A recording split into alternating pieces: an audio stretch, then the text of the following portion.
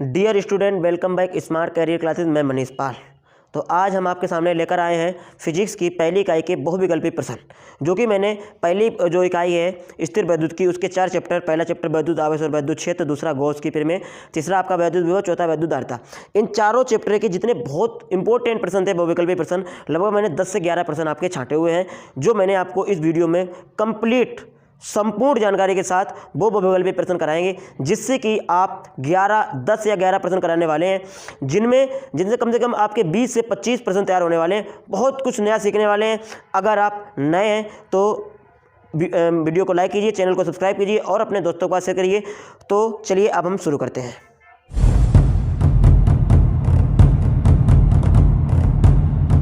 तो देखिए पहला प्रश्न आपके सामने क्या दिया गया। पहला प्रश्न दिया गया वैद्युत क्षेत्र की तीव्रता का मात्रक होता है। पहला प्रश्न आपके सामने दिया गया है कि वैद्युत क्षेत्र की तीव्रता का मात्रक होता है। आपके पास 4 ऑप्शन दिए गए। पहला ऑप्शन दिया गया न्यूटन प्रति कूलाम, दूसरा दिया गया कूलाम प्रति न्यूटन, तीसरा दिया गया न्यूटन प्रति मीटर और चौथा आपको दिया गया जूल प्रति कूलाम। तो आपको पूछा गया वैद्युत क्षेत्र की तीव्रता, वैद्युत क्षेत्र की तीव्रता का मात्रक आपसे पूछा गया। आपको पता होना चाहिए वैद्युत क्षेत्र की तीव्रता E बराबर, आपको फार्मूला पता होना चाहिए क्या है, F/Q0। E बराबर फार्मूला होता है आपका F/Q0।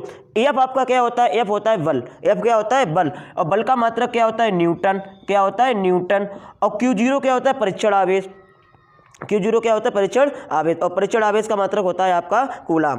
तो यानी कि हमारा जो वैद्युत क्षेत्र की तीव्रता है उसका मात्रक क्या निकल के आ गया, न्यूटन प्रति कूलाम। क्या निकल के आ गया, न्यूटन प्रति कूलाम। देखिए कौन सा ऑप्शन है, पहले ही ऑप्शन है आपका न्यूटन प्रति कूलाम। ठीक है, तो यानी कि वैद्युत क्षेत्र की तीव्रता का मात्रक आपने निकाला न्यूटन प्रति कूलाम। देखिए इसी के साथ दूसरा वेरी मोस्ट इंपॉर्टेंट जो आपका प्रश्न है वो देखिएगा कि निम्न में से कौन सा वैद्युत क्षेत्र का मात्रक नहीं है। 4 ऑप्शन दिए गए। कहने का तात्पर्य क्या हुआ कि वैद्युत क्षेत्र के इनमें से 3 जो है मात्रक होंगे, एक नहीं होगा। जो नहीं होगा उसे आपको पकड़ना है। देखिए पहला ऑप्शन दिया गया है कि न्यूटन प्रति कूलाम। ये तो आपको अभी बताया मैंने कि न्यूटन प्रति कूलाम किसका मात्रक होता है, वैद्युत क्षेत्र की तीव्रता का मात्रक होता है। तो ये तो इसका मात्रक हो गया। इसके बाद में जूल प्रति कूलाम और जूल प्रति कूलाम इंटू मीटर। एक मात्रक आपने पढ़ा होगा विभव प्रवणता में, E बराबर -k dV/dx, E बराबर -k dV/dx या dr भी पढ़ा होगा आपने। तो यहाँ पर देखिए dV यानी कि ये क्या है, विभव परिवर्तन हो रहा है यहाँ पे। तो इसका मतलब क्या हो जाएगा आपका वोल्ट, क्या हो जाएगा वोल्ट हो जाएगा। और x ये हमारी दूरी है, विस्थापन है। दूरी हो, कोई भी दूरी हो, विस्थापन हो, उसका मतलब क्या होता है मीटर होता है। तो यानी कि इसका एक मात्रक जो है अभी आपने निकाला था न्यूटन प्रति कूलाम, और दूसरा मात्रक आपने निकाल लिया वोल्ट प्रति मीटर। तो कहने का मतलब क्या हुआ कि वैद्युत क्षेत्र की तीव्रता के आपने 2 मात्रक निकाल लिए, एक निकाला न्यूटन प्रति कूलाम और दूसरा निकाला वोल्ट प्रति मीटर। ठीक है, कौन से फार्मूले से निकाला दूसरा वाला मात्रक, विभव प्रवणता वाले फार्मूले से निकाला। इसके बाद में यानी कि ये दोनों जो मात्रक हैं ये तो वैद्युत क्षेत्र की तीव्रता का मात्रक होते हैं। अब यहाँ पर देखिए एक जूल प्रति कूलाम दिया गया, एक दिया गया जूल प्रति कूलाम इंटू मीटर। इन दोनों में से एक वैद्युत क्षेत्र की तीव्रता का मात्रक होगा और एक नहीं होगा। अब ये आपको पकड़ना पड़ेगा कि कौन सा होगा कौन सा नहीं होगा। देखिए E बराबर F/Q0। अभी हमने आपको पहले ही फार्मूला जो है, इसी फार्मूले से मैंने पहला प्रश्न आपका करवाया था। आपने फार्मूला पढ़ा होगा कार्य, क्योंकि जूल जो होता है वो किसका मात्रक होता है, कार्य का, और कार्य बराबर होता है आपका बल गुणे विस्थापन। कार्य बराबर क्या होता है, बल गुणे विस्थापन। देखिए यहाँ पर लिख रहा हूँ आपके सामने, कार्य बराबर होता है बल गुणे विस्थापन। लेकिन आपको निकालना क्या है, बल निकालना है F। अगर आप बल निकालेंगे तो बल बराबर क्या हो जाएगा आपका, बताइए। कार्य, ये विस्थापन गुणे में है, जो भी चीज़ गुणे में होगी वो बराबर को दे जाएगी, कहाँ हो जाएगी, बटे में पहुंच जाएगी, हर में पहुंच जाएगी। तो कार्य बटे क्या हो जाएगा, विस्थापन। ठीक है, कार्य का मात्रक क्या होता है जूल, कार्य का मात्रक क्या होता है जूल, और विस्थापन का मात्रक क्या होगा, मीटर होगा, क्या होगा, मीटर होगा। ठीक है, इसके अलावा आपने बल का यहाँ पे मात्रक निकाला जूल प्रति मीटर। ठीक है, लेकिन यहाँ पर F है यानी कि बल, तो बल के स्थान पर हम लोग क्या लिखेंगे, जूल, दिख रहा है आपको, दिख रहा होगा, जूल प्रति मीटर। ठीक है, और बट्टे में क्या दिया गया, परीक्षण आवेश दिया गया, और जो परीक्षण आवेश होता है उसका मात्रक क्या होता है, अभी आपको बताया था क्या होता है, कूलाम। देखिए ये रखा हुआ है, तो जूल प्रति मीटर इंटू कूलाम, जूल प्रति मीटर इंटू कूलाम। यानी कि वैद्युत क्षेत्र की तीव्रता का आपने तीसरा मात्रक भी निकाल लिया, कौन सा, कि जूल प्रति मीटर इंटू कूलाम। पहला मात्रक आपका क्या निकला था, न्यूटन प्रति कूलाम, दूसरा आपने निकाला वोल्ट प्रति मीटर, और तीसरा आपने निकाल लिया जूल प्रति मीटर इंटू कूलाम। यानी कि ये भी मात्रक आपका वैद्युत क्षेत्र की तीव्रता का हो गया। तो आपका आंसर कौन सा होगा, कौन सा मात्रक नहीं होगा, तो आपका जो मात्रक नहीं होगा वो ये होगा, जूल प्रति कूलाम आपका मात्रक नहीं होगा। यानी कि न्यूटन प्रति कूलाम भी वैद्युत क्षेत्र की तीव्रता का मात्रक, वोल्ट प्रति मीटर भी वैद्युत क्षेत्र की तीव्रता का मात्रक, मात्रक, जूल प्रति कूलाम इंटू मीटर भी वैद्युत क्षेत्र की तीव्रता का मात्रक। देखिए रटना कुछ नहीं, सिर्फ समझना है। अगर आप समझने के लिए आए तो आप बने रहिए, अगर आप रटते हैं तो आप चले जाइए, ठीक है। तो यहाँ पर मैं सिर्फ आपको समझाऊंगा। बहुविकल्पी प्रश्न का मतलब ये नहीं कि आपको याद कराएं, आपको चारों ऑप्शनों में से कौन सा ऑप्शन क्या होने वाला है वो सारी जानकारी मिलने वाली है। और अगर आप नए हैं तो वीडियो को लाइक करिए, चैनल को सब्सक्राइब करिए और अपने दोस्तों के पास शेयर करते रहिए वीडियो। जितना ज़्यादा आप वीडियो को शेयर करेंगे उतना ही मेरा मनोबल बढ़ेगा और मैं आपके सामने ये जो सीरीज़ मैं लेकर आया हूँ ये सीरीज़ कंप्लीट करवा पाऊँगा। तो आज जो है पहले इकाई तो कंप्लीट करवा ही देंगे इसकी बहुविकल्पी प्रश्न के, ठीक है। उसके बाद में देखिए क्या होता है आप लोगों की, अगर बहुविकल्पी प्रश्न पढ़ने हैं सारे तो कमेंट में बताना, और नहीं तो अगर इसी पहली इकाई के एतलगोत्री पढ़ने हैं तो वो जो भी पढ़ना है आप मुझे बताते रहिएगा, कमेंट करके बताते रहिएगा, उसी हिसाब से आपके वीडियो आते रहेंगे। तो अब हम लोग बढ़ेंगे नेक्स्ट क्वेश्चन की तरफ। तो अब देखिए क्वेश्चन नंबर 3। क्वेश्चन नंबर आपको 3 क्या दिया गया, देखिए पढ़िएगा। धनावेशित वस्तु में होती है, धनावेशित वस्तु में होती है न्यूट्रॉनों की अधिकता, इलेक्ट्रॉनों की अधिकता, इलेक्ट्रॉनों की कमी या प्रोटॉनों की अधिकता, ठीक है।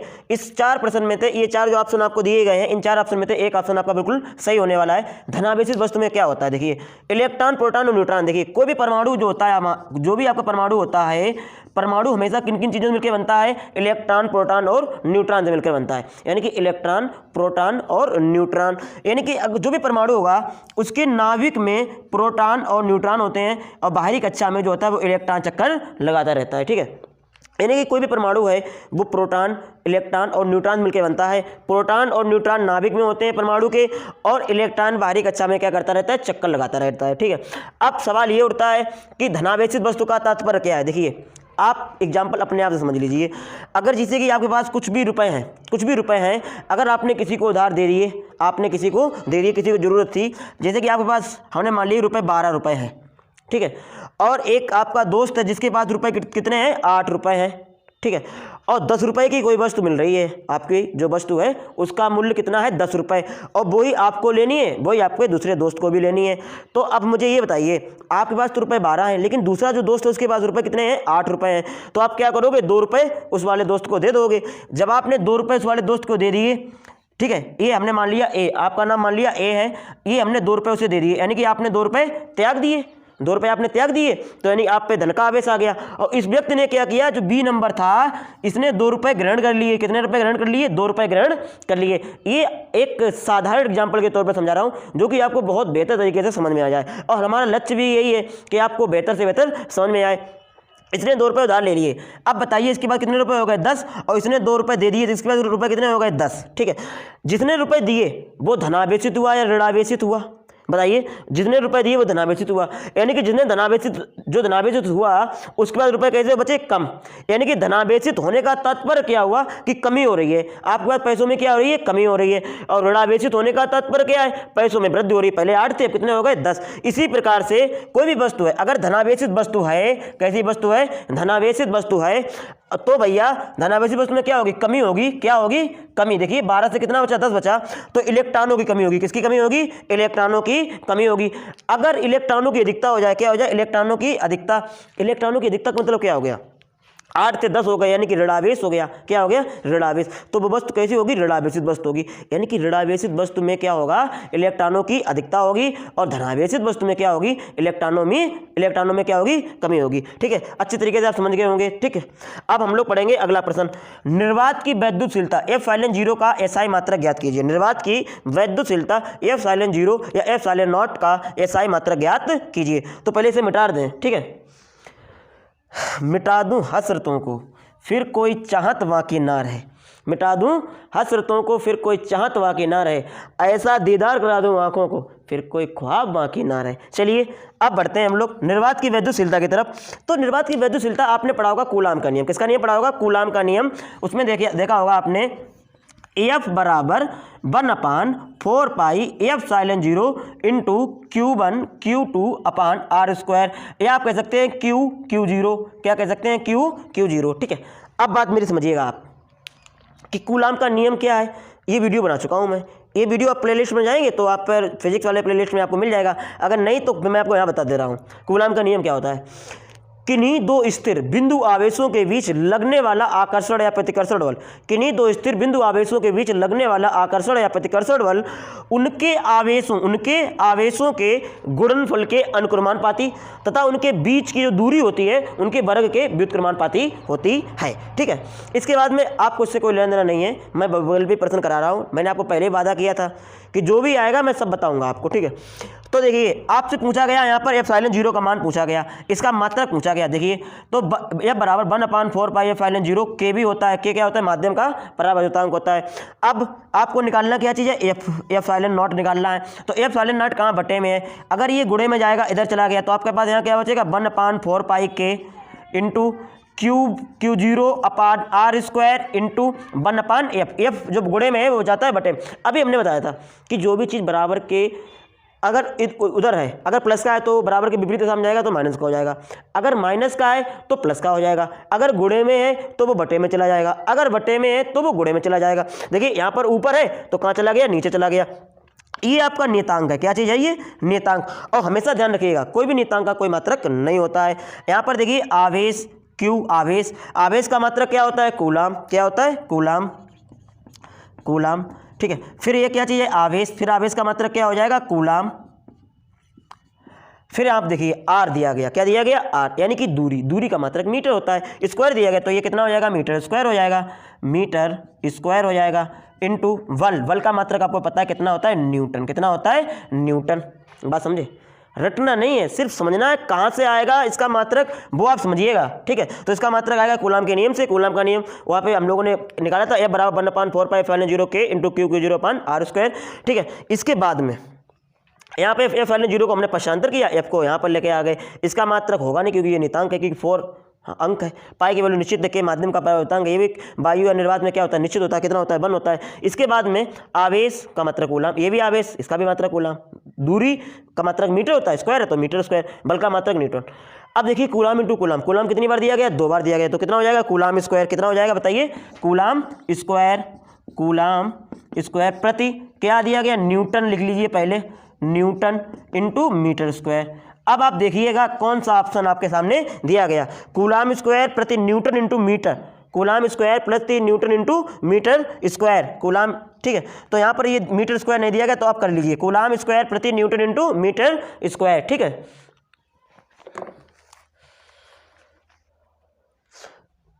तो आप निर्वात की वैद्युतशीलता यानी एप्सिलॉन 0 का एसआई मात्रक अच्छी तरीके से समझ गए। कहाँ से आया, बिल्कुल मैंने आपको पहले वादा किया था कि आपको यहाँ पर जो कुछ मिलेगा वो अलग मिलेगा। ठीक है, यहाँ पर हटाएंगे नहीं, कैसे आया आपको समझ गए। ठीक है, इसके अलावा अगर यहाँ पर एप्सिलॉन 0 की आपसे बीमा पूछ दी जाए, हो सकता है बीमा पूछ दी जाए, बहुविकल्पी में पूछ दी जाए, अतिलघुत्तरी में पूछ दी जाए, कहीं भी पूछी जा सकती है। तो देखिएगा कैसे निकालेंगे हम लोग, कूलाम, ये दिया गया कूलाम यानी कि आवेश की जो बीमा होती है, यहाँ पर देखिएगा, यहाँ पर लिख रहा हूँ कूलाम, यहाँ पर इसकी बीमा होती है AT, कितनी होती है, AT। ठीक है, फिर कूलाम दिया गया, इसकी बीमा फिर क्या हो जाएगी, AT हो जाएगी। ठीक है, इसके बाद में ये मीटर दिया गया यानी कि दूरी है, और दूरी की बीमा हमेशा क्या होती है, L होती है। तो बताइए कितना हो जाएगा, मीटर स्क्वायर है तो L स्क्वायर हो जाएगा। न्यूटन है यानी कि बल है, बल की बीमा होती है MLT-2, बल की बीमा क्या होती है, MLT-2। कोई दिक्कत की बात नहीं है। अब देखिएगा एम, पहले हम लोग लिखते हैं एम, यहाँ पर प्लस की ऊपर जाएगी, किसकी हो जाएगी, माइनस की हो जाएगी, M-1। एल देखिए यहाँ पे कितने हैं, 2 और 1 3, तो L माइनस कितना हो गया, 3। अब देखिए यहाँ पर ए कितने हैं, 2 बार है, ए कितने बार है, 2 बार है, प्लस के हैं, ये माइनस के 2 हैं, नहीं सॉरी ए 2 ही तो रहेंगे। अब देखिए टी कितनी बार है, टी भी आपके पास 2 बार है, ये माइनस के 2 है ना, ये ऊपर जाएंगे, किसके हो जाएंगे, ये प्लस के हो जाएंगे, तो यहाँ पर कितना हो जाएगा, 4। तो M-1 L-3 A square T⁴, ये आपकी क्या हो गई, बीमा हो गई। इस चीज़ को आप दोबारा समझ लीजिएगा। ठीक है, कैसे कि कूलाम का मात्रक होता, बीमा होती है AT, फिर कूलाम की बीमा कितनी होती है, AT। मीटर यानी कि दूरी, स्क्वायर है तो L स्क्वायर। न्यूटन यानी कि बल की बीमा होती है MLT-2। देखिएगा एम, पहले हम लोग लिखते हैं MLT, एक क्रम होता है बीमा का, हमेशा ध्यान रखिएगा, और हमेशा बीमा को हम लोग बड़े बड़े में लिखते हैं। तो एम प्लस की ऊपर जाएगी, किसकी हो गई, माइनस की। अब देखिए यहाँ पर L स्क्वायर ये दिया गया, एक L ये दिया गया, तो L कितने हो गए, पावर 3 हो जाएंगी, क्योंकि पावर नीचे है, ऊपर जाएगी, किसकी हो जाएगी, माइनस की हो जाएगी, तो L-3 कर दिया। A स्क्वायर है, 2 बार है, नीचे तो ये नहीं है, तो A स्क्वायर हमने लिख दिया। T 1 2 T है, यहाँ पर भी -2 है, तो माइनस वाली 2 कहाँ जाएगी, ऊपर जाएगी, तो वो भी प्लस की हो जाएगी, तो 2 2 कितने हो जाएंगे, 4। तो यानी कि एप्सिलॉन 0 की बीमा भी आपने निकाल ली, कितनी निकाली, m-1 l-3 a की पावर 2 t की पावर 4। यानी कि आपका प्रश्न था निर्वात की वैद्युतशीलता का एसआई मात्रक, मात्रक आपने निकाला, कैसे निकाला वो भी जाने, लेकिन भीमा भी निकाली, भीमा कैसे निकाली आपने वो भी जान लिया। ठीक है, अगर आपको बहुत समझ में आ रहा होगा, अगर अच्छा लग रहा हो तो वीडियो को लाइक करते रहिएगा और अपने जितने ज़्यादा दोस्त होंगे, जितने भी ग्रुप होंगे, सभी ग्रुप में भेज दीजिएगा। इससे क्या होगा कि वीडियो जो है बहुत से बच्चे देखेंगे, बहुत बच्चों का भला हो जाएगा। और उसमें क्या होगा, देखिए जब अगर आप अपनी लाइफ में बहुत ज़्यादा आगे जाना चाहते हैं तो क्या करना होगा, दूसरों का भला करना सीख लीजिए। ठीक है, तो आप भेजिए। अब अगला क्वेश्चन की तरफ बढ़ते हैं। तो अब आप क्वेश्चन नंबर 5 देखिए। क्वेश्चन नंबर 5 आपको क्या दिया गया कि एक कूलम आवेश में इलेक्ट्रॉन की संख्या है, तो 4 ऑप्शन दिए गए। देखिए ये न्यूमेरिकल का रूप आ गया, तो आपके बहुविकल्पी प्रश्न में न्यूमेरिकल भी आ सकते हैं। तो देखिए इसे किस प्रकार से हल करेंगे कि एक कूलम आवेश में इलेक्ट्रॉन की संख्या, एक कूलम आवेश में इलेक्ट्रॉन की संख्या। देखिए जो आपको आवेश दिया गया वो दिया गया 1 कूलम, यानी कि आवेश क्यू बराबर कितना दिया गया, 1 कूलम दिया गया। इसके बाद इलेक्ट्रॉन की संख्या, यानी कि संख्या n पूछी गई आपसे, इलेक्ट्रॉन की संख्या क्या पूछी गई, n पूछी गई। और इलेक्ट्रॉन पर जो आवेश होता है वो आपको पता होना चाहिए कितना होता है, E बराबर 1.6 इंटू 10⁻⁻⁻19 कूलम। ठीक है, लेकिन इलेक्ट्रॉन पर जो आवेश होता है वो कैसा होता है, माइनस का, और प्रोटॉन पर जो आवेश होता है वो कितना होता है, प्लस का होता है, दोनों का बराबर ही है। तो देखिए क्यू बराबर दिया गया 1 कूलम, इलेक्ट्रॉन की संख्या यानी कि n बराबर पूछा गया, इलेक्ट्रॉन पर आवेश E बराबर 1.6 इंटू 10⁻⁻⁻19 कूलम आपका होता है। आपने आवेश का क्वांटीकरण में फार्मूला पढ़ा होगा, Q बराबर NE, Q बराबर NE, लेकिन आपको निकालना n है। तो देखिए जिसे भी निकालना होगा, फिजिक्स के जितने भी न्यूमेरिकल होंगे, जिसे भी निकालना होगा उसे आपको फ्री करना होगा, यानी कि n पूछा गया।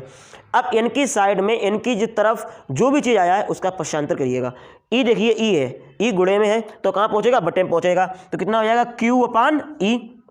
और Q की वैल्यू कितनी है, 1, और E की वैल्यू कितनी है बताइए, 1.6 इंटू 10⁻⁻⁻19। देखिए यहाँ से दशमलव हटाया, यहाँ पे क्या बढ़ गया, 0।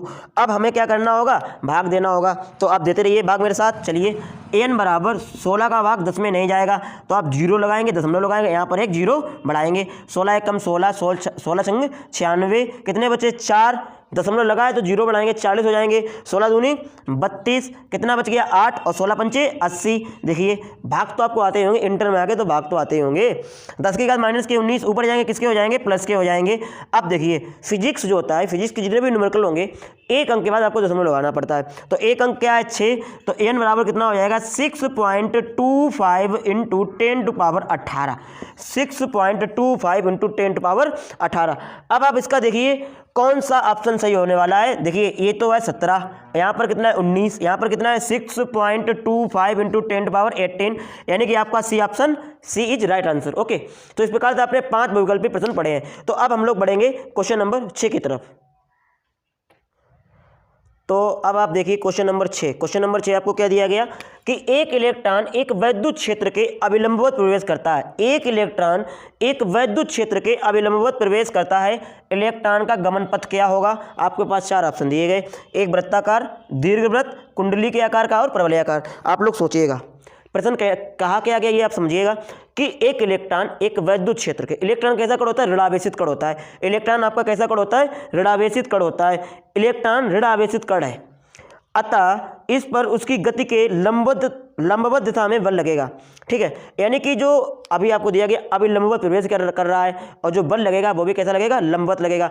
यानी कि इलेक्ट्रॉन जो होता है वो हमारा कैसा कण है, ऋणावेशित कण है। कौन सा कण है, ऋणावेशित कण है। और इसकी जो गति होती है, बात समझिएगा, इस पर उसकी गति के लंबवत दिशा में बल लगेगा। इस कारण इलेक्ट्रॉन की गति का जो पथ होगा वो आपका परवलयाकार होगा। इस कारण इलेक्ट्रॉन की गति का जो पथ होगा वो कैसा होगा, परवलयाकार होगा। ठीक है, क्यों होगा, क्योंकि इलेक्ट्रॉन जो है वो ऋणावेशित कण है और वो उसके लंबवत गति कर रहा है। कैसा गति कर रहा है, लंबवत गति कर रहा है। जो लंबवत गति करेगा तो आपका जो पथ होगा वो कैसा होगा, परवलयाकार होगा। इस प्रकार से आपके 6 क्वेश्चन कंप्लीट हुए, ये बात आप समझ में आ गई होगी। ठीक है, इसके बाद में अब हम लोग बढ़ेंगे नेक्स्ट क्वेश्चन की तरफ। तो देखिए क्वेश्चन नंबर 7 क्या दिया गया। क्वेश्चन नंबर 7 दिया गया आपको कि वैद्युत फ्लक्स का मात्रक है, वैद्युत फ्लक्स का मात्रक है, वैद्युत फ्लक्स का मात्रक है। आपके पास 4 ऑप्शन दिए गए, वेबर, वोल्ट प्रति मीटर, वोल्ट इंटू मीटर और न्यूटन प्रति कूलम। ठीक है, देखिए वैद्युत फ्लक्स ये होता है फाई, क्या होता है, फाई ई। इसका फार्मूला आपका होता है E वेक्टर डॉट DA, ठीक है। E क्या होता है? वैद्युत क्षेत्र होता है। क्या होता है? ये वैद्युत क्षेत्र होता है। वैद्युत क्षेत्र का जो मात्रक होता है वो आपका होता है न्यूटन प्रति कूलाम, न्यूटन प्रति कूलाम। इसके बाद ये क्षेत्रफल है, क्षेत्रफल का मात्रक आपका होता है मीटर स्क्वायर। क्या होता है? Metre square. ये आपका फाई ई जो है ये वैद्युत फ्लक्स है, ठीक। इसके अलावा इसका जो मात्रक बनके तैयार हुआ वो क्या हुआ? न्यूटन इंटू मीटर स्क्वायर प्रति coulomb, newton into metre square प्रति कूलाम। यानी कि जो वैद्युत फ्लक्स है उसका मात्रक क्या होता है? न्यूटन इंटू मीटर स्क्वायर प्रति कूलाम। इसमें तो ऑप्शन दिया ही नहीं गया। तो वैद्युत फ्लक्स का एक अन्य मात्रक होता है वोल्ट इंटू मीटर। क्या होता है? Volt into metre. और एक मात्रक अभी हमने आपको एक्स्ट्रा की तरफ बता दिया, क्या होता है वो? न्यूटन इंटू मीटर स्क्वायर प्रति कूलाम। कहाँ से आया वो भी बता दिया हमने। ये वैद्युत क्षेत्र होता है, वैद्युत क्षेत्र का मात्रक होता है न्यूटन प्रति कूलाम। ये साथ पहले आज का पहले प्रश्न था आपका। ये क्षेत्रफल है, क्षेत्रफल का मात्रक होता है मीटर स्क्वायर, ठीक है। तो आपने मीटर स्क्वायर लिख लिया, न्यूटन इंटू मीटर स्क्वायर प्रति कूलाम। अब यहाँ पे अगर आपसे पूछ दी गई वैद्युत फ्लक्स की विमा, क्या पूछ दिया गया? वैद्युत फ्लक्स की विमा। तो विमा कैसे निकालेंगे समझिएगा। न्यूटन यानी कि बल, बल की विमा क्या होती है? M/L/T-2 मीटर है, ये आपकी दूरी है, दूरी की विमा क्या होती है? L। स्क्वायर है तो आपकी कितना हो जाएगा? L square. यहाँ पर देखिए क्या कूलाम, कूलाम होता है क्या? AT। क्या होता है? AT। इसके बाद बताइए कितना हो जाएगा? M। L है, कितना हो गया? 1 और 2 कितना हो गया? 3। L की पावर 3, T की पावर माइनस के 2 हैं, एक ये प्लस की है ना, ऊपर जाएगी किसकी हो जाएगी? माइनस की हो जाएगी। तो 2 और 1 कितना हो जाएगा? 3। कैसे? देखिए ये प्लस की पावर, यहाँ पर टी की पावर 1 है, वो ऊपर जाएगी माइनस की हो जाएगी। और 2 और 1 कितने होते हैं? 3। तो टी की पावर माइनस के 3 और ए बचा आपका ए प्लस का, ऊपर जाएगा किसका हो जाएगा? माइनस का। यानी कि इसकी विमा कितनी हो जाएगी आपकी? mL3T-3A-1 हो जाएगी। mL3T-3A-1 हो जाएगी। यानी कि वैद्युत फ्लक्स का आपने एक मात्रक वोल्ट इंटू मीटर सीखा, दूसरा मात्रक आपने सीखा न्यूटन इंटू मीटर स्क्वायर प्रति कूलाम, और आपने विमा जो सीखी है वो विमा सीखी आपने mL3T-3 और A-1। इस प्रकार से आपने वैद्युत फ्लक्स के बारे में बहुत कुछ सीखा, 2 मात्रक और 1 विमा सीखी। अब हम लोग बढ़ेंगे नेक्स्ट क्वेश्चन की तरफ।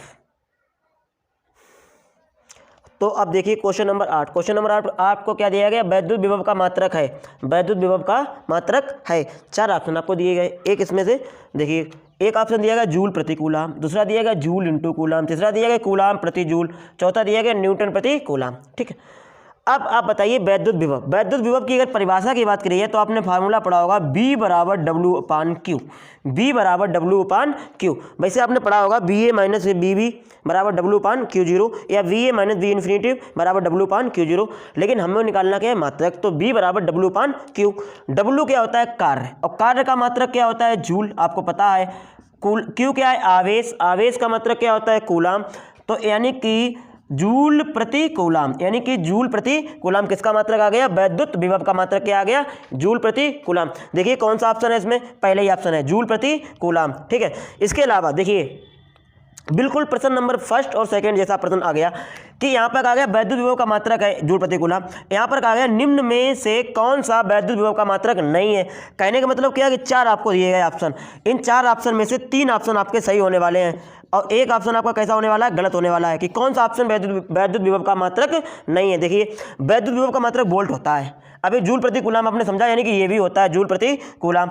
अब देखिए जूल प्रति कूलाम, बात समझने की कोशिश करिए, जूल प्रति कूलाम, और यहाँ पर दिया गया न्यूटन प्रति कूलाम, तो आपका आंसर कौन सा नहीं होगा? ये नहीं होगा, न्यूटन प्रति कूलाम। और न्यूटन इंटू मीटर प्रति कूलाम। अब देखिए यहाँ पर कार्य दिया गया, बल बराबर, हमने आपको एक फार्मूला बताया था, आज के ही वीडियो में बताया है कि वो कार्य बराबर बल गुणे विस्थापन, बल गुणे विस्थापन, यानी कि W बराबर होता है AF इंटू DX। बल यानी कि इसका मात्रक कितना हो जाएगा? न्यूटन, और DX से विस्थापन, इसका मात्रक कितना हो जाएगा? देखिए न्यूटन, और विस्थापन का मात्रक कितना हो जाएगा? मीटर और प्रति कूलाम। तो कहने का तात्पर्य क्या हुआ कि विभव का तीसरा मात्रक कौन सा होगा? न्यूटन इंटू मीटर प्रति कूलाम। तो यानी कि जो आपका आंसर होने वाला ये भी मतलब सही है। तो विभव का मात्रक कौन कौन से हैं? वोल्ट भी है, जूल प्रति कूलाम भी है, न्यूटन इंटू मीटर प्रति कूलाम भी है। आंसर कौन सा नहीं है? विभव का मात्रक कौन नहीं है बताइए आप? न्यूटन प्रति कूलाम, आपका ये आंसर आपका सही हो जाएगा, ठीक है। इस प्रकार से आपने क्वेश्चन कितने समझे? 9। अब आप क्वेश्चन नंबर 10 को समझिएगा। देखिए क्वेश्चन नंबर 10। तो क्वेश्चन नंबर 10 क्या दिया गया कि एक इलेक्ट्रॉन वोल्ट का मान ज्ञात कीजिए। क्या होता है एक इलेक्ट्रॉन वोल्ट? देखिए इलेक्ट्रॉन वोल्ट, इलेक्ट्रॉन वोल्ट, एक इलेक्ट्रॉन वोल्ट, एक इलेक्ट्रॉन पे जो आवेश होता है वो कितना होता है 1.6 इंटू 10⁻⁻⁰ और वोल्ट भी कितना है 1 है। कितना है 1 है। अब आप गुणा करिएगा तो कितना आपका आंसर आएगा 1.6 इंटू 10⁻⁻⁰ और एक इलेक्ट्रॉन वोल्ट जो होता है ये कार्य होता है। क्या होता है कार्य। और कार्य का आंसर मात्रक क्या होता है जूल। यानी कि अगर आपके पेपर में पूछ दिया जाए कि इलेक्ट्रॉन वोल्ट का मात्रक क्या इकाई क्या है तो आपका आंसर क्या होगा जूल। और एक इलेक्ट्रॉन वोल्ट का मान कितना होता है तो 1.6 इंटू 10⁻⁻⁹ जूल। तो आपका आंसर कौन सा हो जाएगा सी हो जाएगा। तो इस प्रकार से क्वेश्चन कितने आपके हो गए 10। अब आप चलिए नेक्स्ट क्वेश्चन की तरफ। देखिए क्वेश्चन नंबर 11। क्वेश्चन नंबर 11 आपको क्या दिया गया निम्नलिखित में वैद्युत धारिता का मात्रक है। निम्नलिखित में वैद्युत धारिता का मात्रक है। वैद्युत धारिता ये क्या होता है सी बराबर फार्मूला आपने पढ़ा होगा Q/V। सी बराबर Q/V। Q क्या होता है आवेश। आवेश का मात्रक आपका होता है कूलाम। क्या होता है कूलाम। और वोल्ट V क्या है वोल्ट। विभव है। विभव का मतलब क्या होता है वोल्ट। ठीक है तो कूलाम प्रति वोल्ट। आपका आंसर क्या हो गया कूलाम प्रति वोल्ट। यानी कि ये कौन सा आंसर है ये डी ऑप्शन सही है कूलाम प्रति वोल्ट। देखिए इस प्रकार से आपके क्वेश्चन 11 आपके कंप्लीट करा दिए। बहुविकल्पी प्रश्न जितने भी मोस्ट इंपॉर्टेंट प्रश्न थे वो आपके सारे कंप्लीट करा दिए। अगर आपने यहाँ तक वीडियो देखा है तो यकीनन आप अपनी लाइफ में बहुत कुछ करने वाले हैं। देखिए वीडियो को लाइक तो कर ही दिया होगा, नहीं किया होगा तो आप कर दीजिए और दोस्तों के पास शेयर कर दीजिए और जितने भी आपके पास ग्रुप हैं सभी ग्रुपों में शेयर कर दीजिए। ठीक है और आपको जिस टॉपिक का वीडियो चाहिए वो आप कमेंट करके बताइए। तो चलिए जय हिंद, जय भारत, राधे राधे, थैंक यू।